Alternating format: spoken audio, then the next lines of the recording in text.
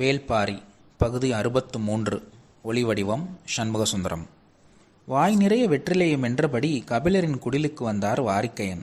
காலையிலேயே பெரியவர் வந்துள்ளாரே என வேகமாக வெளியில் வந்து திண்ணையில் உட்கார்ந்தார் கபிலர். உள்ளிறங்கும் வெற்றிலையின் சாற்றுக்கு இடையூறு இல்லாமல் பேச்சை தொடங்கினார். எதிரி நாட்டு அரசன் வீழ்ந்து விட்டான் என்பதன் குறியீடாக அவன் நாட்டு காவல் மரத்தை வெட்டி எடுத்துச் செல்வார்கள். பரம்பின் காவல் மரம் எதுவென தெரியாது. அதனால் பரம்பை காக்கும் கொற்றவையின் குழந்தையான தேவவாக்கு விலங்கினை எடுத்துச் சென்றால் பரம்பை வென்றதாக பொருள். அதனால்தான் காலம்பன் கூட்டத்தை அனுப்பி தேவவாக்கு விலங்கினை எடுத்து வரச் சொல்லியுள்ளான் பாண்டியன் என்று நீங்கள் சொன்னதாக வீரர்கள் சொல்கிறார்களே, அது உண்மையா என்றார்.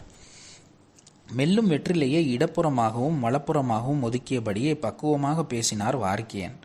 வெற்றிலையின் சிறப்பு மெல்லுகிறவரின் வாயில் எவ்வளவு ஊறுமோ அதே அளவு அருகில் இருப்பவரின் வாயிலும் ஊறும்.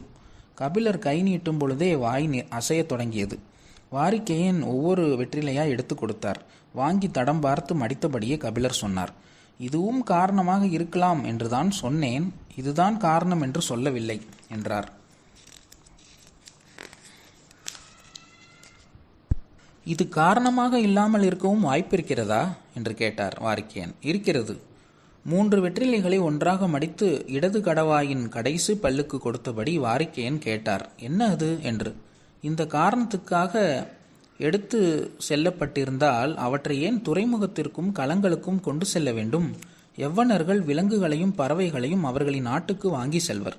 சற்றே வேறுபட்டு இருக்கிறது என்பதால் இதனை வாங்கி இருக்கலாம் என்று கூட தோன்றும். ஆனால் நம் வீரர்கள் சொல்லும் குறிப்பை பார்த்தால் தேவவாக்கு விலங்குகளை எவ்வன நாவாய்களில் ஏற்றியதாக தெரியவில்லையே. தமிழ் வணிகர்களின் களங்களில்தானே ஏற்றப்பட்டுள்ளன என்றார் கபிலர். எப்படி அவையெல்லாம் எவ்வன நாவாய்கள் இல்லை என உங்களால் சொல்ல முடிகிறது என்றார் வாரிக்கையன். எல்லாம் பட்டறிவு கணக்குதான். உங்கள் வாய்க்குள் போகும் வெற்றிலைகள் மட்டும் ஆண் வெற்றிகளாக இருக்கின்றனவே, அதுபோல அறிவை தன்னியல்பாக்கி கொள்வதுதான் என்றார் கபிலர். கண்டறிகிறானடா கபிலன் என்று சிறுவனை தட்டி கொடுத்து பாராட்டுவது போல கபிலரை பாராட்டிய வாரிக்கையன் தொடர்ந்து கேட்டார், பின்னர் எதற்கு தான் அவர்கள் அதனை எடுத்துச் சென்றனர்? இந்த கேள்வி ஏன் உனக்கு தோன்ற மறுக்கிறது என பாரியிடம் கேட்டால் அவன் ஒரே வார்த்தையில் பதில் சொல்லிவிடுவான்.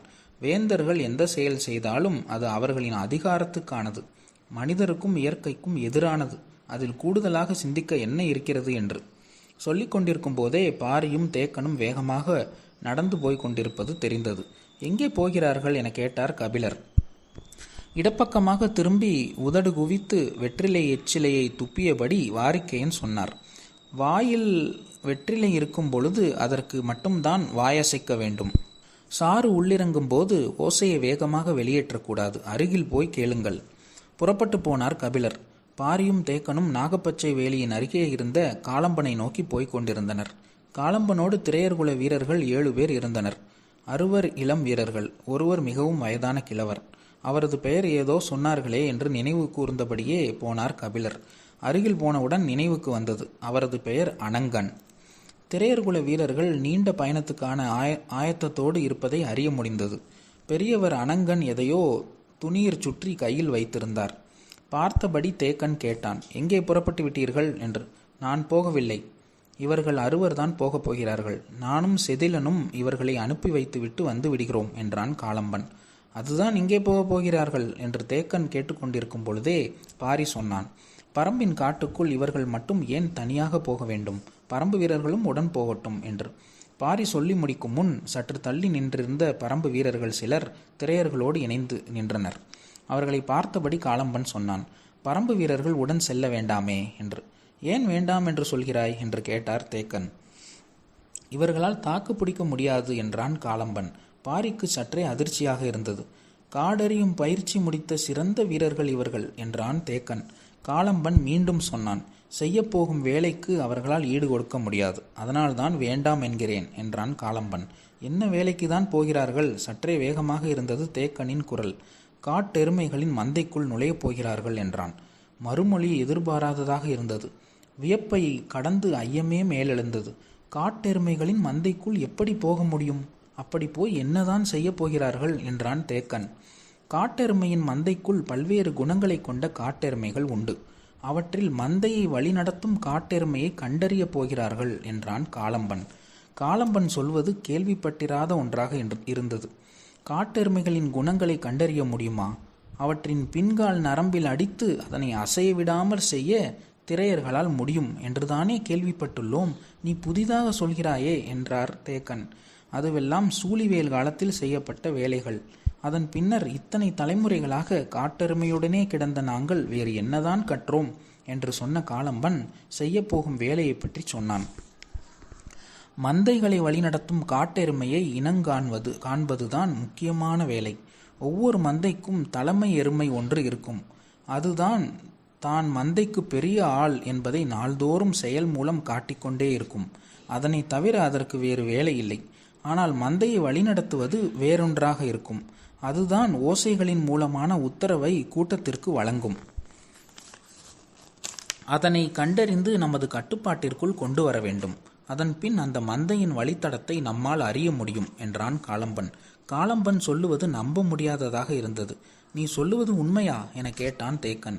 எலியை நோக்கி பூனையை பாய விடாமல் நிறுத்தும் ஆற்றல் பொதினி வேலியர்களிடம் இருந்திருக்கிறது. விலங்குகளின் குருதியில் இருக்கும் வெறியையும் பசியையும் குணத்தையும் அவர்களால் கட்டுப்படுத்த முடிகிறது. பாம்பின் வலிமையே அதன் நஞ்சுதான். ஆனால் அதற்கு தெரியாமல் அதன் நஞ்சை உருவி எடுத்து பயன்படுத்தும் ஆற்றல் பரம்பு வேலியர்களுக்கு இருக்கிறது. இவற்றோடு ஒப்பிட்டால் திரையர்களாகிய நாங்கள் கற்றுள்ளது ஒன்றும் மிக குறைவுதானே என்றான் காலம்பன். தேக்கன் சற்றே தாழ் உணர்ச்சியுடன் அவனது தோளிலே தட்டி கொடுத்தான். நீங்கள் எவ்வளவு குறைவாக கற்றிருக்கிறீர்கள் என்பது உடல் முழுக்க வாங்கிய எனக்குதானே தெரியும் என்று சொல்லி சிரித்தான். அனைவரும் சிரித்தனர். அவர்களை அனுப்பும் வரை நாங்களும் உடன் வருகிறோம் என்று சொல்லி பாரியும் தேக்கனும் காலம்பனுடன் புறப்பட்ட பொழுது கபிலரும் உடன் நடந்து வந்து கொண்டிருந்தார். திரையர் கூட்டத்திலே மிக வயதான மனிதராக அனங்கன் தான் இருக்கிறார். வந்த புதிதில் கபிலர் அவரோடு பேச முயன்றார். அவர் பேசும் முறையும் மொழி உச்சரிப்பும் புரிந்து கொள்ள மிக கடுமையாக இருந்தன. அவர் தமிழ்தான் பேசுகிறாரா அல்லது வேறு மொழி பேசுகிறாரா என்று அவ்வப்பொழுது குழப்பமாக இருக்கும். ஆனால் திரையர் கூட்டத்தில் மற்றவர்கள் பேசுவதை புரிந்து கொள்வதில் சிக்கல் எதுவும் இல்லை. அனங்கனுக்கு மிகவும் வயதாகிவிட்டதால் சொற்கள் தெளிவாக இல்லையோ என தோன்றியது. பொதுவாக மலை மக்கள் சொற்களை நீட்டி இழுத்தே உச்சரிப்பர். ஆனால் அனங்கனின் உச்சரிப்பு நேர் எதிராக சிறிது சிறிதாக வெட்டி வெட்டி இருக்கும். அவர் ஓசையை ஏதேதோ செய்ய பார்க்கிறார் என்று தோன்றும். மறுகணமே வயதாகிவிட்டதால் உருவாகும் நிலை இது என்று முடிவிற்கு போனார் கபிலர். பேசவே அவ்வளவு தடுமாறும் அனங்கனை இவ்வளவு கடினமான வேலைக்கு ஏன் கூட்டிப் போகிறார்கள் என்று எண்ணியபடி நடந்தார் கபிலர். காலம்பன் காட்டெருமைகளின் மந்தைக்குள் போவதை பற்றி கூறினான். ஒரு மந்தையை கண்டறிந்து அதற்கு தெரியாமலேயே அதனை பின்தொடர வேண்டும். அந்த மந்தையின் உத்தரவு பிறப்பிக்கும் எருமை எதுவென கண்டறிய வேண்டும். இதற்கே வார கணக்கில் ஆகும். அதுவரை காடு மலைகளில் அதன் கண்ணீர் படாமல் கொம்புகளுக்கு தப்பி வாளின் வாசம் பிடித்து கொண்டே போக வேண்டும். உத்தரவு பிறப்பிக்கும் எருமையை கண்டுபிடிப்பதுதான் மிக மிக கடினம். அதன் செருமலும் கணைப்பும் தலையாட்டலும் தனித்துவமாக தான் இருக்கும். அதனை கண்டுபிடித்து கணைப்போசையை மடக்கி எதிர் கணைப்பை வெளிவிட வேண்டும். அது எளிய செயலல்ல. மனிதர்களால் மட்டுமே முடியக்கூடியது. இப்பொழுது இதனை செய்யக்கூடிய ஒரே மனிதராக அனங்கன் மட்டுமே இருக்கிறார். மற்றவர்கள் எல்லாம் போரிலே இறந்துவிட்டனர் என்று பெரியவரை கைகாட்டி சொன்னான் காலம்பன். தேக்கனும் பாரியும் அனங்கனை பெரு வியப்போடு பார்த்தனர். கபிலருக்கு இப்பொழுதுதான் அவர் பேசும் முறையின் காரணம் புரிந்தது. ஓசையை கொண்டு வேறொரு உயிரினத்திற்குள் புக முடியும் மனிதனான அனங்கன் அமைதியாக முன்னடந்து கொண்டிருந்தார். காலம்பன் தொடர்ந்தான். அந்த குறிப்பிட்ட காட்டெருமை கண்டறியப்பட்டு விட்டால் போதும். அதன் பின் நடக்க வேண்டியவற்றையெல்லாம் மற்றவர்கள் பார்த்து கொள்வார்கள் என்றான். இவ்வளவு எளிதாக சொல்கிறானே என்ற வியப்போடு பார்த்தான் தேக்கன். முன்னால் போகிற அறுவரும் யார் என்பது இப்பொழுதுதான் புரிய தொடங்கியது. காலம்பன் சொன்னான். காட்டெருமை யானையை விட வலிமை வாய்ந்தது. ஆனால் யானையைப் போல கூர் உணர்ச்சி கொண்டதல்ல. எளிதில் ஏமாறக்கூடியது. ஒருபோதும் அச்சத்தோடு அவற்றை அணுகக்கூடாது. சிறு பூச்சி ஒன்றை நசுக்கி அளிக்கும் ஆணவத்தோடு தான் அதனை அணுக வேண்டும். அதன் முன்புற நெற்றி இரும்பினை விட வலிமையானது. அதனை மட்டுமே அது நம்பி இருக்கும். ஆனால் அதை தவிர முழு உடலும் மிச்சம் இருக்கிறதே என்றான். காட்டில் இதுவரை கேள்விப்பட்டிராதவற்றை கேட்கும் புதிய மனிதர்களைப் போல பாரியும் தேக்கனும் காலம்பனின் குரலை கவனித்து கொண்டிருந்தனர். கபிலரோ மூவரையும் ஒரு சேர கவனித்து கொண்டிருந்தார். காலம்பன் தொடர்ந்தான். ஆண் காட்டெருமை விரைவில் காது கேட்கும் ஆற்றலை இழந்துவிடும் என்றான். பரம்பின் ஆசான், பரம்பின் தலைவன், பரம்பின் விருந்தினன் ஆகிய மூவரையும் எந்த வேறுபாடும் இல்லாமல் வியப்பின் விளிம்பில் ஒரே நேர்கோட்டில் நிறுத்தின காளம்பனின் சொற்கள். அவன் சொன்னான், ஆண் காட்டெருமையின் காது மடல்களுக்குள் மயிர் கால்கள் அடர்ந்து முளைக்கும். அவற்றுள் சிறு கொடுக்கு வகை பூச்சி இனம் அதிகம் இருக்கும். அதனை காட்டெருமையால் ஒன்றுமே செய்ய முடியாது. பூச்சி இனம் கட்டும் கூடு காதுகளை அடைத்து கொள்வதாலோ அல்லது தொடர்ந்து உள்ளுக்குள் கொத்தி கொண்டே இருப்பதாலோ ஆண் காட்டெருமை கேட்கும் ஆற்றலை முழுமையும் இழந்து விடுகிறது. ஆனால் பெண் காட்டெருமையின் காது மடல்களில் மயிர்கால்கள் முளைப்பதில்லை. எனவே அது காது கேட்கும் ஆற்றலை இழப்பதில்லை. குட்டியோடு நகரும் பெண் காட்டெருமைகளை சுற்றியேதான் ஆண் காட்டெருமைகளின் நடவடிக்கைகளும் இருக்கின்றன. பெண் காட்டெருமைகள் மிக கட்டுப்பாடு கொண்டவை. அவை வழிநடத்தும் தலைமையின் கனைப்பொலி கொண்டே செயல்படுபவை. மந்தைகளை வழிநடத்தும் பெண் காட்டெருமை வயதானதாக தான் இருக்கும். அதனை அறிந்து பின்னங்கால் நரம்பை சரிக்க வேண்டும். அதன் வேகத்தை முழுமுற்றாக கட்டுப்படுத்திய பின் நம்முடைய வேலையை தொடங்க வேண்டும். சீண்டலின் மூலமும் செருமலின் மூலமும் நாம் அதனை முன்னகர்த்தி செல்லலாம். மந்தை முழுமையும் அது நகர்த்தி கொண்டு வந்துவிடும். ஆனால் இந்த கட்டத்தை அடைவது எளிதல்ல. வேலையை செய்ய போன 6 பேரையும் ஒரே நாளில் முட்டி தூக்கி கொன்ற நிகழ்வுகள் நிறைய இருக்கின்றன. காட்டெருமைகள் நாள் முழுவதும் இளைக்காமல் ஓடக்கூடியவை. எந்த மேட்டிலும் பள்ளத்திலும் விடாது ஓடுபவை. அவற்றின் ஓட்டத்திற்கு முழு நாளும் தாக்கு பிடிக்கக்கூடியவன் தான் இந்த பணிக்குள்ளே இறங்க முடியும். காட்டுக்குள் எங்களின் ஓட்டங்களை காட்டெருமைகளிடம் இருந்துதான் நாங்கள் தொடங்குகிறோம். அவையே எங்களின் ஆசான்கள் என்றான் காளம்பன். ஏறக்குறைய பேச்சற்று இருந்தனர் மூவரும். தேக்கனுக்கு நிறைய கேள்விகள் உருவாயின. ஆனால் அவையெல்லாம் மிக எளிதான கேள்விகள். காட்டெருமைகளின் காது மடல்களுக்குள் நுழைந்து காளம்பன் பேசிக் கொண்டிருக்கிறான். அவனிடம் போய் இதையா கேட்பது என்று தோன்றியதாக எதையும் கேட்கவில்லை. அமைதியே நீடித்தது. அமைதியை குலைத்து சற்றே குரலுயர்த்தி காளம்பன் சொன்னான், மலை மக்களுக்கு பகை கொள்ளத் தெரிவதில்லை. ஆனால் பகை வளர்க்காமல் குலம் காக்க முடியாது என்றான். காளம்பனின் ஆவேசமிகுந்த சொற்களால் தன் நிலைக்கு வந்தான் தேக்கன். இப்பொழுது இதனை சொல்லும் காரணம் என்ன என்று சிந்தித்தான். காளம்பன் தொடர்ந்தான், எவ்வளவோ வாய்ப்புகள் இருந்தும் நாங்கள் அவர்களை அழிக்காமல் எங்களை காத்து கொள்ளும் போரினை மட்டுமே நடத்தினோம். அதனாலேயே அழிக்கப்பட்டோம். இனியும் நாம் அப்படி இருந்துவிடக்கூடாது என்றான். குரலில் ஆவேசம் உச்சத்தில் இருந்தது. என்ன செய்ய வேண்டும் என நினைக்கிறாய் என கேட்டான் பாரி. பச்சை மலையின் 4 திசைகளிலும் 4 காட்டெருமை மந்தைகளை வழிநடத்தும் ஆற்றலை நாம் பெற்றாக வேண்டும். அதற்கு இணையான ஆற்றல் கொண்ட படை இவ்வுலகில் எதுவும் இல்லை என்றான். தேக்கன் வியந்து நின்றபோது காளம்பன் சொன்னான், யானைப்படைகளே ஆனாலும் அவை பழக்கப்படுத்தப்பட்டவைதான். காட்டெருமைகளை பழக்கப்படுத்த முடியாது. அவற்றின் சீற்றம் யானை கூட்டத்தை நடுநடுங்கச் செய்துவிடும். அதுவும் பழக்கப்படுத்தப்பட்ட யானைகளை விட வலிமை குன்றிய உயிரினம் காட்டில் வேறு எதுவும் இல்லை. விலங்குகளின் இயற்கையான ஆற்றலை எதிரிகளை நோக்கி பாயவிடும் பொழுது மிஞ்சுவது எதுவும் இருக்காது. சொல்லிய வேகத்தில் பாரியை பார்த்தான். சுண்டா பூனையை தங்களின் மீது பாரி ஏவியது நினைவுக்கு வந்தது. பேச்சு நின்ற கணத்தில் பாரியின் சிந்தனையிலும் சுண்டா பூனையே வந்து சென்றது. காளம்பன் தொடர்ந்தான், நாங்கள் கவனக்குறைவாக இருந்துவிட்டோம். பாண்டியர் படை அடர்மலை நாளில் எங்கள் குடில்களை சூழ்ந்த பொழுது அனங்கன் ஒருவன் மட்டுமே வெளியில் இருந்திருந்தால் கூட போதும். காட்டெருமை மந்தையை கொண்டு அவர்களின் யானை படையை முழுமுற்றாக அழித்திருப்பான் என்றான்.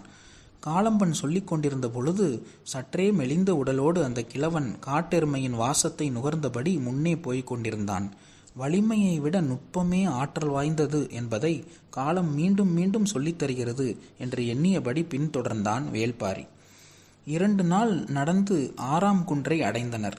அங்குள்ள மக்கள் எதிரிலுள்ள வவ்வால் மலையின் பின்புறச் சரிவில் ஒரு மந்தை மேய்வதாக சொன்னார்கள். ஆபத்தான சரிவு பகுதி அது. அதில் இறங்கி போவது கபிலருக்கு நல்லதல்ல. அவரை மட்டும் விட்டு போக முடியாத நிலையில் பாரி சொன்னான், அருகில் வந்தாகிவிட்டதல்லவா, நீங்கள் மந்தையை கண்டறிந்து அந்த 6வரையும் அனுப்பி வைத்துவிட்டு வாருங்கள். நான் கபிலரை அழைத்து கொண்டு எவ்வியூர் திரும்புகிறேன் என்றான். தேக்கனும் காளம்பனும் சரி என்று சொல்லி 2வரையும் அனுப்பி வைத்தனர். பாரியும் கபிலரும் எவ்வியூர் நோக்கி நடக்கத் தொடங்கினர். பேச்சு காளம்பன் சொன்னதை பற்றியதாக இருந்தது. பகை வளர்க்காமல் குளங்களை காக்க முடியாது என்று காளம்பன் சொல்கிறானே, அது சரிதானா என கேட்டான் பாரி. பகை காட்டினில் விளையும் நெருப்பு போல பரவிக்கொண்டும் ஆற்றலை பெருக்கிக் கொண்டும் இருக்கும் என்று கபிலர் சொல்லி முடிக்கும் முன் பாரி சொன்னான், ஆனால் அழித்து கொண்டும் தானே இருக்கிறது என்று. அழித்தல் எல்லாவற்றிலும் தவறானதா என்ன என்றார் கபிலர். எல்லா விதத்திலும் தவறல்ல, ஆனால் எல்லாவற்றையும் அழிக்கும். ஒரு கட்டத்தில் உங்களால் பிரித்தறிய முடியாது என்றான் பாரி. அவனது சொல்லின் ஆழத்தை பற்றி சிந்திக்கும் போதே நிறுத்தாமல் தொடர்ந்தான் பாரி. காட்டெருமையின் காது மடல்களில் உள்நுழைய முடியா ஓசையை கணிக்க முடிந்த திரையர்களால் அடர் மலையின் ஓசையில் யானைப்படை வருவதை கணிக்க முடியாமல் போயிருக்கிறது. கவனம் கொள்ளுதல் தான் தேவை, பகை வளர்த்தல் அன்று என்றான் பாரி. நீ சொல்வது சரிதான், கவனம் கொள்ளுதல் தான் முக்கியம். ஆனால் அழிக்கப்பட்டவனின் குரல் அப்படித்தானே இருக்கும். நிலம் இழந்தவன், குலம் இழந்தவன் உயிர் வாழ ஒரே காரணம் பகை முடிக்கத்தானே என்றார் கபிலர். அதனால்தான் நானும் சொல்கிறேன், பறித்து கொண்டவன் நம்முடைய வளங்களையும் சேர்த்து மேலும் வலிமை அடைவான். இழந்தவர்கள் பகை மட்டும் வளர்த்து கொண்டிருந்தால் வலிமை கூடாது. இருப்பது ஒரே ஓர் அனங்கன், அவன் இறந்துவிட்டால் திரையர்களின் வலிமை இன்னும் குறையும் என்றான். பாரியின் சொற்கள் பாறைகள் உருள்வதைப் போலத்தான் எந்த கணத்திலும் மேலே போட்டு அமுக்கும். அமுக்கிய சொல்லிலிருந்து மீண்டெழ கபிலர் நினைத்து கொண்டிருந்த பொழுது பாரி மீண்டும் சொன்னான். நான் உங்களை அழைத்து கொண்டு எவ்வியூர் திரும்புகிறேன் என்று சொன்னதற்கு அதுதான் காரணம். தேக்கனை காளம்பனிடம் பேசச் சொல்லி இருக்கிறேன். இப்பொழுது பயிற்சி தேவைப்படுவது மந்தையை வழிநடத்தும் காட்டெருமைக்கு அல்ல, உடன் செல்லும் மனிதர்களுக்குத்தான். அனங்கனைப் போல திறன் வாய்ந்த ஆசானிடம் எவ்வித பயிற்சியும் பெறாமல் மாத கணக்கில் நாம் வீணடித்து விட்டோம். பகை நெருப்பை போல பரவும் என்று சொன்னீர்கள் அல்லவா? இங்கு என்ன நடந்துள்ளது? ஒற்றை குச்சியில் மட்டுமே எரியும் நெருப்பை அடுத்த குச்சிக்கு கூட பரவாமல் வைத்திருக்கிறது என்றான். கபிலர் சொன்ன உவமை எப்படி தவறானது என்பதை கபிலருக்கு பாரி சொல்லிக் கொண்டிருந்தான். அதை கேட்டபடி கபிலர் சற்றே அமைதியாக வந்து கொண்டிருந்தார். சிறிது நேரத்திற்கு பின் பாரி கேட்டான், ஏன் ஏதும் பேசாமல் வருகிறீர்கள் என்று. எவ்வியூரிலிருந்து புறப்படும் பொழுது வாரிக்கையன் சொன்னார், கற்றுக்கொண்டான் கபிலன் என்று. இப்பொழுது நீ கல்லாத கபிலனை எவ்வியூருக்கு மீண்டும் அழைத்துச் செல்கிறாய் என்றார். மெல்லிய சிரிப்போடு பாரி மறுமொழி சொன்னான். நீண்ட ஒளி குறிப்போடு பேசும் மலை மக்களுக்கு நடுவில் வெட்டி வெட்டி ஒளியை பயன்படுத்துகிறாரே என்று அனங்கனை கண்டறிய முயன்றது நீங்கள் மட்டும்தானே? அதை கூட கண்டறிய முடியாதவர்களாகத்தான் நாங்கள் இருந்துள்ளோம். பேசியபடியே குன்றின் உச்சியிலிருந்து இடப்புறமாக இறங்கத் தொடங்கினர். உச்சி பொழுது மலை மடிப்புகளை நின்று பார்க்க தோன்றியது. சிறிது நேரம் குன்றின் உச்சியில் நின்றார் கபிலர். தென்கிழக்கு திசையை பார்த்தபடி சொன்னார். அந்த மூன்றாங்குன்றை கடந்தால் எவ்வியூரை அடையலாம், சரிதானே என்றார். இல்லை என்றான் பாரி. எவ்வியூர் இருப்பது இடப்புறத்தில். அப்படியென்றால் நாம் ஏன் தென்கிழக்கு திசையை நோக்கி போய்க் கொண்டிருக்கிறோம்? இடப்புற காட்டை அல்லவா ஊடறுத்து போக வேண்டும் என கேட்டார் கபிலர். சரியான திசையில் போவதாக இருந்தால் அப்படித்தானே போக வேண்டும். ஆனால் இக்காட்டுக்குள் பரம்பு மக்கள் யாரும் காலடி எடுத்து வைக்க மாட்டோம் என்றான். ஏன்? இது ஆழிக்காடு என்றான். ஆழியா? கொடூர விலங்கு என்று சொல்வார்களே, அதுவா என்றான் என்று கேட்டார் கபிலர். ஆம், அது ஈன்ற குட்டியின் முதல் வேட்டையே யானைதான். யானையின் தந்தத்தை பீத்து அதன் குருத்தை தான் விரும்பி உண்ணும் என்பார்கள் என்றான் பாரி. அவ்விலங்கு இன்னும் இருக்கிறதா என்றார் கபிலர். இல்லை, எப்பொழுதோ அழிந்து விட்டது. சிறிது நேரம் பேச்சின்றி நடந்த கபிலர், அப்படி ஒரு விலங்கு உண்மையாய் இருந்திருக்கும் என்று நீ நம்புகிறாயா என்று கேட்டார். இருந்திருக்காது என்று நீங்கள் நினைக்கிறீர்களா என்றான் பாரி. நான் அவ்விலங்கை பற்றி நிறைய கேள்விப்பட்டிருக்கிறேன், ஆனால் எதுவும் நம்பும்படியாக இல்லை. மிகைப்படுத்தப்பட்ட கதையாக இருக்கலாம் அல்லவா என்றார் கபிலர். மெல்லிய சிரிப்பை வெளிப்படுத்தியபடி பாரி சொன்னான். வெறும் கதைகளை நம்ப நாங்கள் குழந்தைகள் இல்லை என்றான். அப்படியென்றால் வேறு எதை வைத்து சொல்கிறாய்? குகை பாறைகளில் முன்னோர்கள் வரைந்த ஓவியம் எதுவும் இருக்கிறதா என்று கேட்டார் கபிலர். இல்லை, யாழியை பற்றி அறிய அவற்றை விட பெரிய சான்று ஒன்று இருக்கிறது என்றான் பாரி. என்ன? இம்மலைத்தொடர் முழுவதும் எறும்பு கூட்டங்கள் போல அலைந்து திரியும் யானைகள் எதுவும் இன்று வரை ஆழிக்காட்டுக்குள் நுழைந்ததில்லை என்றான். கபிலர் மிரண்டு நின்றார். உயிரினங்களிலே அதிக நினைவாற்றல் கொண்டது யானைதான். ஆம் என்று தலையசைத்தார் கபிலர். அது மட்டுமல்ல, யானைகளுக்கு மனிதர் சொல்லும் கதைகள் தெரியாது என்றான் பாரி. பாரியின் சொற்கேட்டு மீள முடியாமல் நின்ற கபிலர் சற்று நேரம் கழித்து கேட்டார். உங்களை பொறுத்தவரை யாழி இருந்தது வியப்பல்ல, அழிந்ததுதான் வியப்பு என்றார். இல்லை என்றான் பாரி. எங்களை பொறுத்தவரை ஆழி அழிந்ததில் வியப்பேதும் இல்லை என்றான். ஏனென கேட்டார் கபிலர். அழிவுகளை மட்டுமே செய்யும் உயிரினம் காட்டில் நிலைத்து வாழ முடியாது. ஏனென்றால் அது இயற்கைக்கு எதிரானது என்றான் பாரி. கபிலர் நிற்கும் இடம் நோக்கி மேலேறினான் பாரி. விதையை நடாதவன் கிளையை ஒடிக்க இயற்கை அனுமதிக்காது. கண்ணுருட்டி பார்த்து கொண்டிருந்த கபிலரின் தோளிலே கையை வைத்து பாரி சொன்னான். இயற்கையை அழிப்பவரை இயற்கையே அழிக்கும் என்றான். பகுதி 63 முற்றும். அன்பன், சண்முகசுந்தரம்.